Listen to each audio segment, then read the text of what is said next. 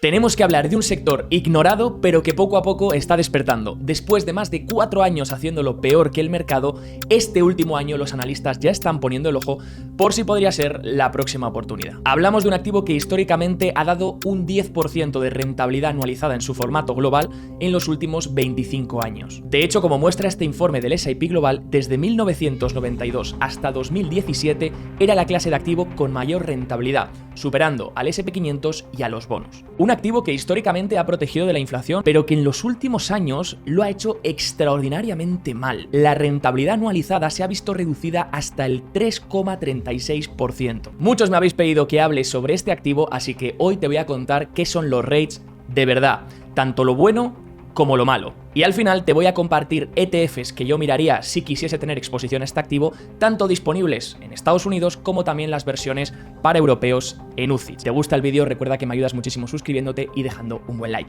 Vamos al lío. Empecemos por lo básico. ¿Qué leches es un REIT? Bueno, pues las siglas hacen referencia a Real Estate Investment Trust. Básicamente, un REIT es un tipo de empresa que posee y en la mayoría de casos también gestiona bienes inmuebles o activos relacionados que le generan ingresos. Cuando hablamos de REITs, todo el mundo se imagina viviendas familiares, residencias, pero hay REITs de todo tipo. Por ejemplo, he sacado la lista de los ETFs más grandes de REITs en Estados Unidos y el más grande sería el Vanguard Real Estate Index Fund, ticker VNQ. Si mismamente entramos dentro de las posiciones de este ETF y vemos qué es lo que tiene, vemos pesos en REITs de distintos tipos. Por ejemplo, un 10,7% en centros de datos, un 16,5% en centros de salud, un 11,5% en industriales, un 14,5% en retail, que serían tiendas y centros comerciales, y un 9% en torres de telecomunicación. Fue en 1960 cuando el presidente Eisenhower decidió crear la figura legal del REIT, con la idea política de democratizar esta inversión a todo el público. Pero el trato era el siguiente: el REIT no paga impuesto de sociedades, pero para ello tiene que cumplir con una serie de requisitos. El primer punto es que tienen que repartir como mínimo el 90% del beneficio generado. Como entenderás, esto es súper atractivo para las personas que buscan distribuciones, puesto que la empresa está obligada, si quiere mantener el estatus de REIT, a distribuir a sus accionistas el 90% de los beneficios. Pero esto tiene truco, porque el beneficio contable no es realmente lo que están generando de caja estos negocios, y ahora enseguida te lo explicaré. Además, lo que importa, como en toda inversión, es el retorno total, que es en lo que nos fijaremos en este vídeo. Y por último, la razón de que reparta tantos dividendos es la condición que hace que sea tan sensible a movimientos de tipos de interés. Enseguida te lo voy a explicar. El segundo requisito era tener al menos el 75% de sus activos en inversiones inmobiliarias. No las vas a tener en colchonetas, obviamente. Si eres un REIT, eres inmobiliario, tienes que tenerlo en inmobiliario. Y que al menos el 75% de sus ingresos vengan de rentas o intereses hipotecarios. Ahora bien, ya entendemos que es un REIT. Parecen ingresos predecibles, contratos firmados a muy largo plazo y encima distribuyen dividendos altos. ¿Qué ha pasado para que la rentabilidad cambie tanto con lo que llevaban hasta 2018 y se haya pegado este batacazo en los últimos 4 años? Pues los REITs son extremadamente sensibles a movimientos de tipos de interés, porque necesitan constantemente encontrar financiación. Al repartir el 90% del beneficio que generan, no pueden acumular tantas reservas, lo que obliga a que cada vez que tienen que obtener un nuevo proyecto, comprar un nuevo inmueble o lo que sea, deben encontrar financiación. Y además, la subida de intereses impacta en el valor de los activos que tienen. Déjame explicar. Uno de los términos que tenemos que conocer en este sector es el Capitalization Rate, o abreviado Cap Rate. Es básicamente la rentabilidad que te proporciona el inmueble. Para calcular el Cap Rate hay que coger el NOI, que es el Net Operating Income, y dividirlo por el valor del edificio. El Net Operating Income es básicamente algo similar a lo que sería el EBIT. Es decir, son los ingresos que recolecta la empresa por el alquiler, pero restando los costes directos. Imaginemos que un edificio nos produce en un NOI de $175.000 al año. Y el valor del inmueble, digamos que determinamos que por comparativa en el barrio, pues está a unos $2.187.500. Pues si los dividimos, obtenemos un 8% de cap rate. Ahora bien, si lo comparamos con el activo libre de riesgo, por ejemplo, imaginemos un bono estadounidense a 10 años, imaginemos que está pagando un 2% de interés. Pues si yo te ofrezco un edificio con un cap rate que genera un 8% de interés, te estoy dando una prima de 6%. Estos 6 puntos extra te los doy como compensación por la iliquidez del activo y también por el riesgo que tiene, que es mayor al del activo libre de riesgo, en este caso el bono. Y ya el mercado decide si le parece atractivo o no. Ahora bien, ¿qué ocurre si los tipos de interés suben? En 2022, recuerda que los tipos de interés se dispararon debido a una subida drástica de la inflación. Y el tipo de interés del bono a 10 años pasó del 1,5% hasta el 4,5%. Lo he marcado en color rojo para que veas esa subida del interés. Y al mismo tiempo podemos ver en color amarillo los rates cómo empiezan a hacerlo mucho peor que el SP500 desde esa subida de intereses. Esto ocurre porque en el momento que los intereses suben, el rendimiento que paga el rate ya no es tan atractivo, puesto que tengo un bono que me paga casi lo mismo con muchísimo menos riesgo. Y si el mercado demanda mayores intereses y volvemos a la ecuación anterior, cap rate igual a NOI dividido por valor del edificio, si sube el cap rate, lo que ocurre es que para equilibrar la ecuación tiene que bajar el valor del edificio. Mismo edificio, mismo inquilino, mismo cheque, pero el valor del edificio baja, porque el mercado exige mayor interés. Así que vemos un doble golpe. Por un lado, cae el NAV, el valor de los activos, y por otro lado, incrementa el coste de la refinanciación. Pero Javier, es horrible los rates, ¿para qué voy a invertir en ellos? Bueno, la buena noticia es que esto ocurre también a la inversa. Cuando los tipos de interés bajan, los rates tienden a hacerlo mejor que el mercado. De hecho, Invesco analiza datos desde 1 de enero de 1976 hasta el 31 de julio de 2025 y analiza los periodos de reducción de tipos de interés y mide los resultados de los rates contra el SP500 en los 12 meses posteriores, mostrando que la rentabilidad es superior en los rates que el SP500 cuando hay bajadas de intereses. Así que la pregunta es, ¿van a bajar los tipos de interés? Y sobre todo los de largo plazo. Si crees que es así, los rates están en un momento bastante atractivo ahora mismo. Pero vayamos a lo importante, a los números, a la valoración. Vayamos un segundo a la cuenta de resultados de un rate sencillo. Entendamos que genera ingresos por alquileres y luego tiene gastos. Empezamos con los ingresos por alquileres. Perfecto, hasta ahí todo fácil. Y luego restamos los costes, directos e indirectos. Por ejemplo, restamos los gastos operativos, mantenimientos, seguros, impuestos sobre la propiedad. Y luego restamos la depreciación del edificio, los intereses de la deuda y llegamos al beneficio neto. Ahora bien, ¿la depreciación refleja realmente el valor del inmueble? Porque normalmente los inmuebles tienden a apreciarse, a ser más valiosos, debido a que suben al mismo ritmo que tiende a subir la inflación como mínimo. Así que esta depreciación que se meten los rates en balance, lo que hace es reducir muchísimo el beneficio neto contable. Y eso hace que veamos rates cotizando a unos múltiplos PER súper elevados, debido a que este gasto de depreciación realmente se está metiendo como un ajuste contable en la cuenta de resultados, pero no refleja la realidad del negocio o de los activos que tienen estos rates. También, de hecho, hace que el beneficio distribuido sea menor, porque estás haciendo que el beneficio baje y tú distribuyes el payout, esos dividendos, sobre el beneficio neto contable. Ahora bien, entonces, ¿cuál es la métrica que se mira cuando analizamos los rates? Pues la más mirada es la FFO, fondos generados por las operaciones. Se calcula ajustando al beneficio neto, sumando de vuelta la depreciación, como se haría en el flujo de caja por operaciones, y se quitan las plusvalías generadas por venta de propiedades o las minusvalías que se hayan generado por la venta se vuelven a sumar. Así haces que esta venta de propiedades, que no es recurrente en el negocio, se ajuste. En este gráfico de Nareit podemos ver ese Funds from Operations, de dónde proviene básicamente a nivel global todos esos miles de millones de dólares, en qué industrias son las que sobre todo generan esos flujos por operaciones. Así que ahora podemos aplicar un múltiplo de precio a este FFO. De hecho, si miramos a finales de 2021, con los tipos cero y con la fiesta inmobiliaria que había, el sector cotizaba a unas 18,2 veces precio FFO. Era básicamente el pico de la euforia. Hoy, en abril de 2026, VS comparte que ese mismo múltiplo está en alrededor de 16 veces. Así que ha habido una compresión de múltiplos, ha habido una subida de intereses y ya los rates han sufrido ese cambio drástico de venir de un tiempo de bonanza donde disfrutaban de financiaciones a tipos súper bajos a revivir todo ese cambio estructural y tener que sufrirlo refinanciando deuda, intentando conseguir mejores acuerdos, todo el rollo con los tipos subiendo una barbaridad. ¿Les puede quedar algo de sufrimiento? Puede. ¿Puede ser interesante empezar a mirar rates?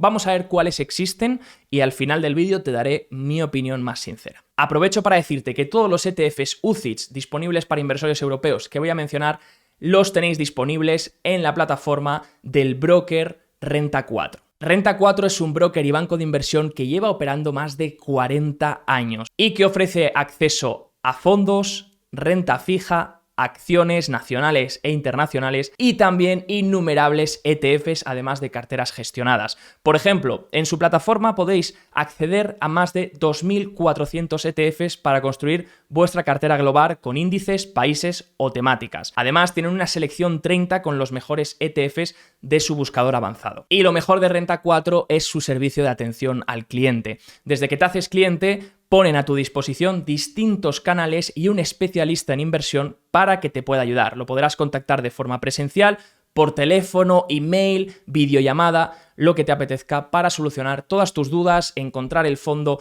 que mejor se adapta a ti o incluso preguntarle algo sobre la cuenta. Renta 4 es uno de los brokers que utilizo para mi cartera de inversión a largo plazo y agradezco que hayan querido patrocinar este vídeo. Si quieres probar la plataforma, te dejo ahí el link en la descripción. Antes de saber qué ETFs tenemos disponibles y analizarlos, tenemos que saber qué índices de REITs existen, porque el ETF al final lo que va a hacer es replicar un índice concreto. Los índices más conocidos son los que elaboran en conjunto FTSE, EPRA y Nareit, ya que tienen distintas versiones de todo tipo de países, globales, con ajustes de si pagan más dividendo o menos, pero básicamente te listo los más conocidos. El FTSE EPRA Nareit global cubre el mundo entero. Sería algo así como compararlo con el MSCI ACWI. Luego está la versión Developed, que básicamente va a invertir solo en REITs globales, pero de países desarrollados, donde el mayor peso, por supuesto, va a ser Estados Unidos. El mismo formato en Developed Europe para países europeos y el mismo formato en Asia. Está también el S&P United States Rate Index, que básicamente solo cogería REITs estadounidenses. Aquí lo seguiría el ETF más popular, el más grande, que es el de Vanguard, el VNQ.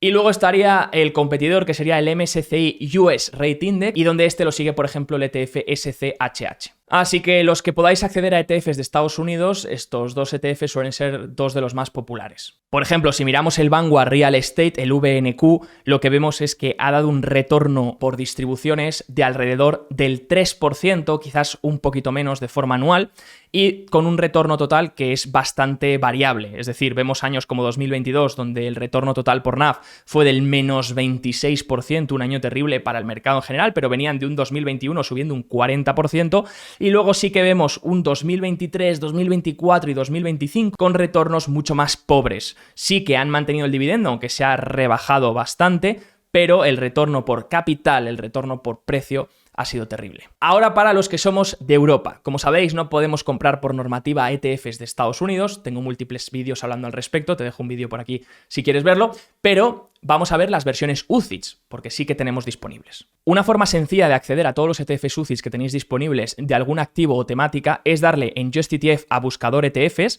le dais a buscar, recordad que tengo un tutorial completo en el canal de esta plataforma, y le dais aquí a inmobiliario. Así solo nos va a sacar los ETFs con relación inmobiliario. Aquí podríamos filtrar más por región o por países específicamente. Pero como vemos, tan solo hay 35 ETFs UCITS relacionados con inmobiliario en Europa. Y vemos que el más grande sería el FTSE EPRA Nareit Developed UCITS, el que sigue este índice, que es el que hemos visto antes, elaborado por HSBC. Luego teníamos el iShares, el de European Property, y este que es igual que el primero, pero de formato acumulación en vez de distribución. Vamos a irnos a la plataforma de Renta 4 para buscar el primero, el más popular. Lo tenemos disponible tanto en Xetra como en Londres. Le voy a dar a Xetra, ticker H4ZL, y le vamos a dar aquí al PDF para ver el informe que nos elabora junto con Morningstar con todos los datos. Vamos a ver el ETF. Como vemos, la rentabilidad desde 2022 viene siendo muy pobre, incluso en 2025, pese a que el mercado lo hizo muy bien, los rates cayeron un 2,22% debido a todo lo que hemos comentado.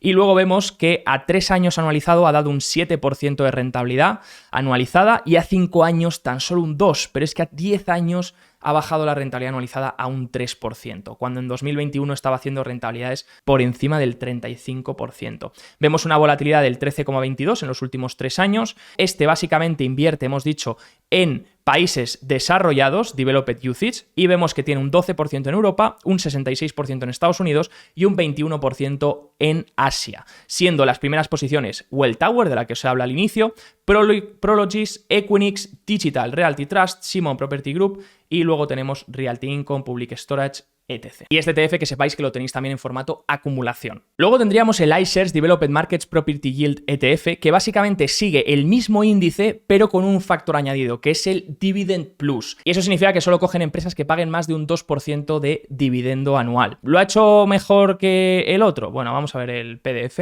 Lo que sí que tenemos que tener en cuenta es que es el doble de caro, pasa de un TER de 0,24 del que hemos visto antes a un 0,59, solamente por meter ese Dividend Plus. Y como vemos, bueno, pues la rentabilidad ha sido más o menos parecida, incluso a 5 años anualizado peor que el anterior, ¿no? A 10 años también, incluso la volatilidad más o menos similar. No vemos tampoco una mejora excesiva en rentabilidad por añadir ese Dividend Plus. Luego, si solo queremos rates europeos, tendríamos el IQQP, el iShares European Property Yield ETF, donde cotiza en Xetra también, lo estoy cogiendo aquí, y vamos a ver si lo ha hecho mejor. Este tiene una TER de 0,40 y sigue el Developed Europe ex UK Dividend Plus, es decir, excluye empresas de Reino Unido y también busca filtrando solo rates que den más de un 2% de dividendo, ¿no? Vemos que, por ejemplo, en Europa, pues Reino Unido no tiene casi peso, tiene sobre todo zona euro, Europa ex euro y demás, y luego solo tendría Europa y vemos una rentabilidad que, bueno, a 3 años anualizada ha sido mucho mejor, ha rebotado mucho más estos últimos 3 años,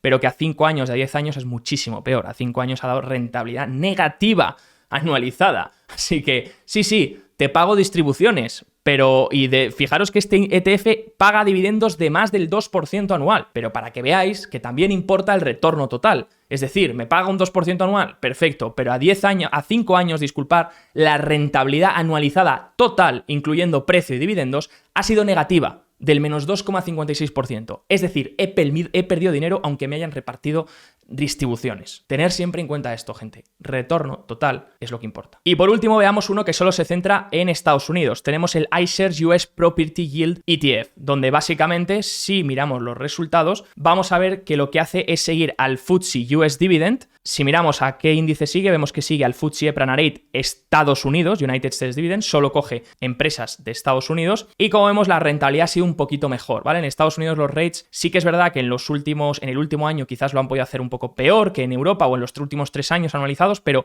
a 5 años anualizados y a 10 años anualizados tiene una consistencia un poquito mejor que lo que hemos visto, en mi opinión, en Europa, ¿no? Tiene un poquito mejores resultados. Sí que es verdad que sube un poco la volatilidad a 3 años, pero los resultados son un poquito mejores, siendo el 2025 habiendo sido un año catastrófico, porque 2022 el mercado lo hizo muy mal también, pero el 2025 ha sido un año catastrófico para los rates y ahora en 2026 pues está siendo un año bastante bueno, por el momento acumulan casi un 4 y pico por ciento de rentabilidad. Y aquí la respuesta del millón. ¿Deberían estar en tu cartera? Te voy a decir las cosas positivas, pero también las cosas negativas. Tengamos en cuenta que ahora mismo, en abril de 2026, el peso de los rates a nivel global en capitalización bursátil, por ejemplo, en el MSCI World, es alrededor del 3%. En el SP500, el peso más o menos que representan los rates está alrededor del 2,5 a 3% también. Es decir, todo lo que sea tener más de un 3% en la cartera en rates, estaríamos incrementando la posición que ya de por sí tienen en el mercado global. Es decir, estaríamos sobreponderando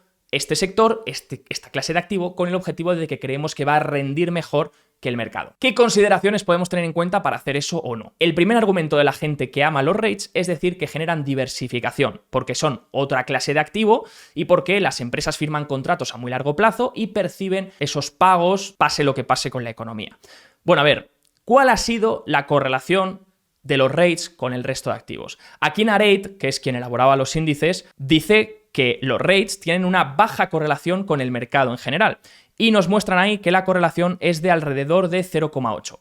A ver, yo aquí Nareit no sé si 0,8 es una baja correlación, pero te admito que obviamente los rates como clase de activo o como sector suele ser un sector que está más descorrelacionado que otros. Por ejemplo, comunicaciones y consumo discrecional, pues obviamente están más correlacionados que rates con tecnología, por ejemplo.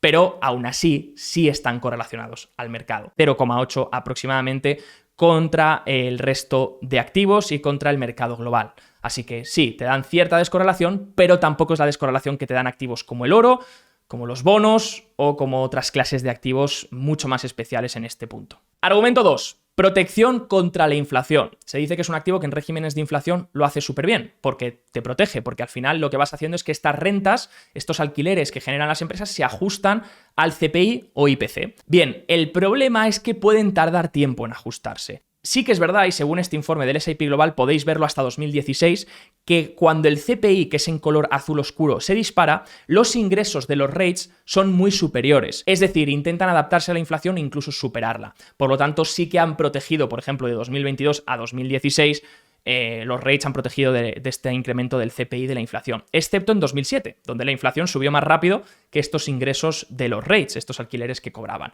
Ahora bien, ¿cuál es el problema? Por ejemplo, en 2022, que no lo vemos en este gráfico, también pasó como en 2007. El CPI estuvo muy por encima de lo que subieron los ingresos de estos REITs. Y es que cuando hay shocks de inflación muy elevados, tarda mucho en ajustarse estos ingresos al alza con respecto a lo que empiezan a incrementar los costes y lo que empiezan a incrementar también los intereses, porque recuerda que cuando sube la inflación, suben los intereses también de toda la curva. Por lo tanto, los costes de financiación, como hemos explicado antes, se vuelven más caros. Así que sí, cubren un escenario de una inflación, pero no de una inflación tipo un 10%. Cubren un escenario donde la inflación se mantenga en un 3, 3,5%. Por eso quizás este año lo están empezando a hacer bien, porque los intereses no siguen subiendo y la inflación sigue manteniéndose en un nivel en el que quieres algo que te proteja de la inflación, pero tampoco de una inflación disparada, ¿no? El argumento número 3 a favor de los REITs es que te dan exposición a sectores que no tienes de otra forma. Y esto es verdad, son formas de jugar ciertas tesis de otra forma. Por ejemplo, quieres jugar la tesis de la IA, pero no quieres invertir en empresas de semiconductores. Bueno, pues puedes invertir en centros, en estas empresas que alquilan centros de datos, ¿no?